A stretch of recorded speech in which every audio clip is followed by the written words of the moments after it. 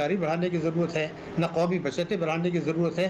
कर्ज़े लेते जाएँ, बाहर से बेतहाशा अपने आप को जकड़ते जाएँ, असासे अपने बेचते रहें गैर मुल्कियों को और दूसरे लोगों को। पाकिस्तान इन हालात तक पहुंचा जब वो डिफॉल्ट करने वाला है, उसकी पॉलिटिकल सिस्टम नहीं चल रहा जी। और डॉलर सुना मुल्क से बाहर जा रहा है। हाय दोस्तों, मैं आपका धीरेन्द्र, आप देख रहे हैं टेंस और भारत। दोस्तों, जैसा कि आप लोगों को बता दें, पाकिस्तान जो है कर्जे पे कर्जे लिए जा रहा है। पॉलिटिकल सिस्टम पाकिस्तान का चल नहीं रहा है। डॉलर जो है मुल्क से बाहर चल रहा है, बाहर से जा रहा है। तो ये सब इस वीडियो में है, देखिएगा। अगर अच्छा लगेगा तो लाइक करिएगा, सब्सक्राइब करिएगा और बेल आइकन का नोटिफिकेशन ऑल पर सेट करिएगा। तो चलिए दोस्तों, देखते हैं इस वीडियो को। तब तक के लिए जय हिंद, जय भारत। उसकी कीमत वैल्यू जो है रुपए की, वो 250 रुपए पर डॉलर हो गई है लेटेस्ट। तो ये तो पाकिस्तान इज वर्चुअली बैंकरप्ट। सियासी तौर पे हम इंतहाई नाकाम लोग हैं। मुझे लोग आज तक पूछते रहे हैं या ये सवाल करते रहे हैं कि जी क्या पाकिस्तान एक फेल्ड स्टेट है? तो मैं इन हालात में एक डिफेंसिव आर्गुमेंट देता रहा हूं कि नहीं, पाकिस्तान एक फेल्ड स्टेट तो नहीं है, इसलिए कि वहां पे दफ्तर खुलते हैं, लोग काम पे जाते हैं, उनको तनख्वाहें मिलती हैं, आमदोरफ्त का सिलसिला चलता है, बाजार में लोग जाके खरीदो फरोख्त करते हैं, तो मुआशरा और ये सारा निज़ाम तो चल ही रहा है। लेकिन ये मैंने माना कि पाकिस्तान एक फेल्ड डेमोक्रेसी है और पहले दिन से है।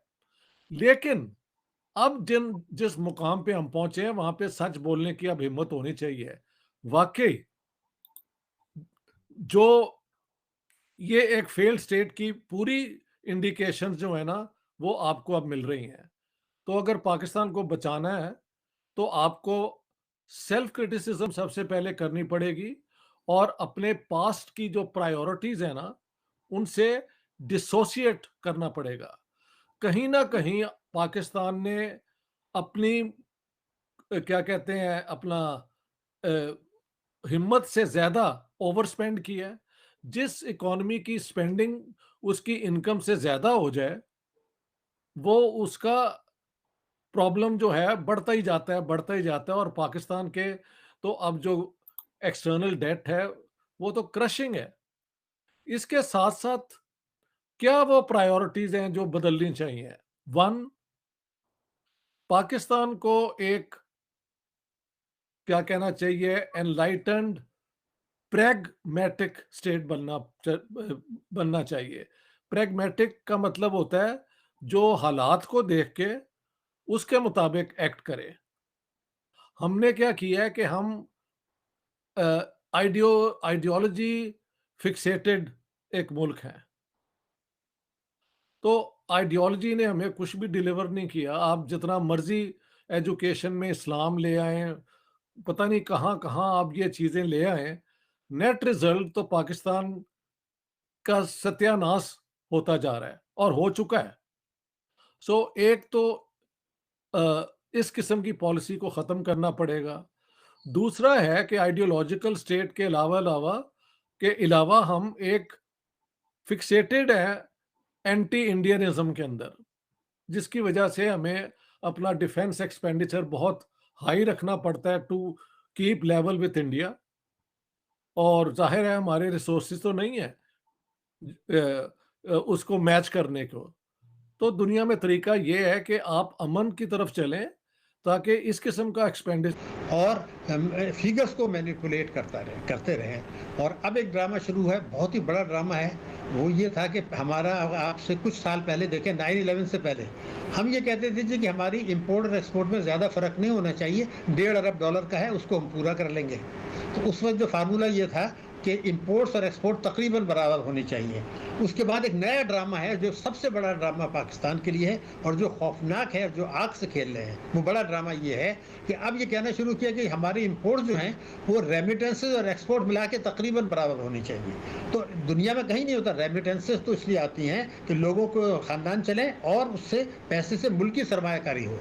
आपने कहा नहीं, हम तो उस बेतहाशा इंपोर्ट करेंगे, क्योंकि इंपोर्टर माफिया भी है। और इस तरीके से जो कर्जे बढ़ेंगे उसको रेमिटेंसेस से पूरा करेंगे। और एफएटीएफ कभी भी झटका मार देगा कि यार इनकम टैक्स ऑर्डिनेंस 111(4) के तहत जो आ रहा है, तो ये जो नया ड्रामा शुरू हुआ है एक, ये बड़ा खौफनाक है रेमिटेंसेस का। मगर दूसरा एक और जो अभी ड्रामा शुरू हुआ, जो अभी शुरू हुआ 4 महीने से, वो एक रेस लग गई। हुकूमत भी कह रही है और सियासतदान भी कह रहे हैं, माहिरीन भी कह रहे हैं जी पाकिस्तान दिवालिया खुदा न खास्ता हो जाएगा। मैं आपसे बता दूं, मुल्क दिवालिया नहीं हुआ करते, दिवालिया होते हैं बैंकरप्सी जिसे आप कहते हैं, अदालत के ज़रिए। जो हम कुछ किसी एक मुल्क में एक इदारा कहे जी मैं नहीं अदा कर सकता कर्ज़े, अफराद कहे, कोई बिजनेस कहे, लेकिन उस वक्त उसके असासे पर कब्जा कर लिया जाता है।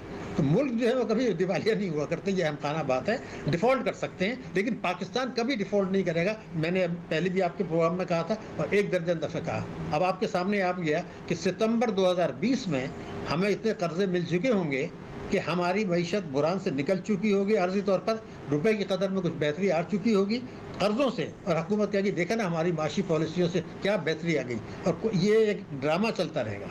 अच्छा, मैं आपको बताऊं, आपके अंदाजे बड़े हद तक दुरुस्त निकलते हैं, बल्कि मैं कहूँगा कि जो आपने प्रोग्राम में दावे किए वो काफ़ी हद तक जो है हमने दुरुस्त होते देखे भी अपनी नज़रों के सामने। एक दफ़ा आपने कहा रिकॉर्ड पे लिख लीजिए, ये जो करंट अकाउंट सरप्लस की बात कर रहे हैं कुछ अरसे में डेफिसिट में तब्दील हो जाएगा। आपको याद होगा उस ज़माने में ये भी बड़ा ड्रामा खेला गया कि रोज़ाना की बुनियादों के ऊपर 3-4 जने शाम में बैठकर ये कहा करते थे कि साहब हमारा तो करंट अकाउंट सरप्लस है। ताहम आपने इस चीज़ की निशानदेही तभी कर दी थी कि हम करंट अकाउंट डेफिसिट जा रहे हैं और ये डेफिसिट बहुत ज़्यादा बढ़ जाएगा। इसके मुतालिक भी आपने बता दिया था। आपके पास क्या ख़ास खबर मौजूद थी जिसकी बुनियाद पर आपने पहले से ये पेशगोई कर दी? देखिए मोहतरम, ऐसा है कि ये चीज़ें पता बहुत से लोगों को होती हैं, लेकिन हमारे यहाँ जो है ना अशराफिया की मईशत है। हम जो वो बातें करके मार्केट में सेंटिमेंट्स वो क्रिएट करते हैं जिसमें हमें सियासत को फ़ायदा हो, रुपए की कदर गिराने में जो है वो हमें फ़ायदा हो। इस किस्म के ये सेंटिमेंट्स क्रिएट किए जाते हैं, पता बहुत सौ को होता है।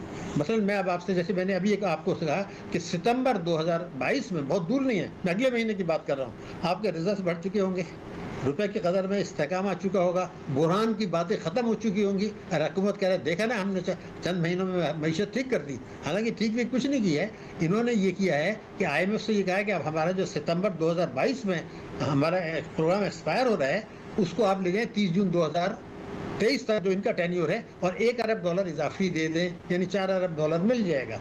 $4 अरब आपने दोस्तों से मांग लिए हैं। आपको पता है आजकल UAE से भी बातचीत चल रही है, सऊदी अरब भी है, चीन भी है, और हमें सुकूक बॉन्ड्स वगैरह भी करेंगे। तो ये बेतहाशा कर्जे लेके वही ड्रामा क्रिएट किया जा रहा है। एक तो मैं आपको, लेकिन मैं ये देखता हूँ कि हमारे इदारे क्या कर रहे हैं। अभी आपने देखा एक मुश्तरका एलानिया आया है स्टेट बैंक का और उसमें वजारत ख़जाना का, आपने देखा 31 जुलाई को, उसमें सरप्राइजिंगली 4 पेज का है, हम इंपोर्ट्स कम करेंगे, करंट अकाउंट डेफिसिट करेंगे, उसमें एक्सपोर्ट का लफ्ज़ ही नहीं है। क्या किसी हुकूमत में export is the only thing जो आपकी मईशत बेहतर बनाएगी, जो रोज़गार करेगी? इन्होंने एक्सपोर्ट का लफ्ज़ नहीं दिया, इम्पोर्ट, बस सारी बातें करें। लेकिन एक और है कि स्टेट बैंक कहते हैं खुद मुख्तार है, उसमें उन्होंने ये लिख दिया कि अगले 12 महीने तक जो IMF का प्रोग्राम है उसमें हम उस तमाम शराइत पर अमल दरामद करेंगे। वजारत ख़जाना ये कह रही है